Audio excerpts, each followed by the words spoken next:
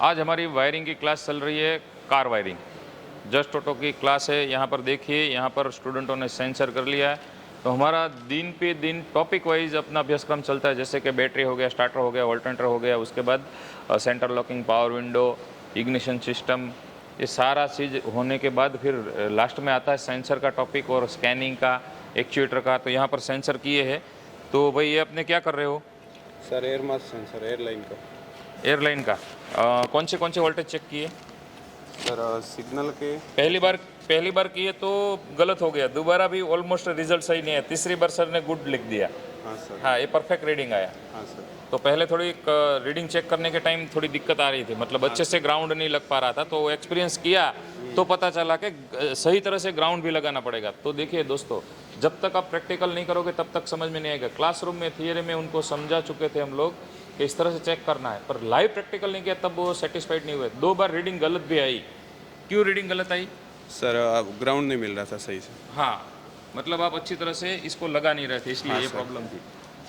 इसी तरह से अब इसका क्लियर हुआ क्योंकि प्रैक्टिकल किए। अभी आपको समझ में आ रहा कि सर, किसके किसके वायर है, क्या है, किस तरह से चेक करना है? क्लियर है सर। Okay, very good. और इसी तरह से यहाँ पर दूसरे तो कुछ ना कुछ क्वेश्चन आता है प्रैक्टिकल के अंदर, थियरी में समझ जाते हैं, वैसे ही प्रैक्टिकल यहाँ पर कर रहे हैं।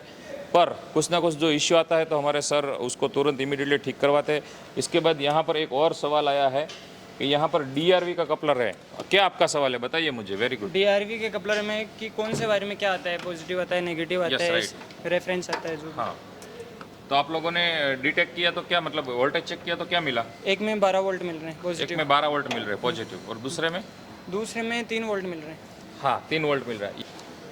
देखिए दोस्तों, तो इसी तरह से जब तक प्रैक्टिकल स्टूडेंट नहीं करेगा खुद के हाथों से, तब तक उनको पता नहीं चलेगा मुझे कितना लूज कनेक्शन पकड़ना है, कितना थोड़ा दबाकर कनेक्शन पकड़ना है, कहाँ पर कनेक्शन रखना है। जब तक प्रैक्टिकल नहीं करेगा तब तक समझ में नहीं आएगा।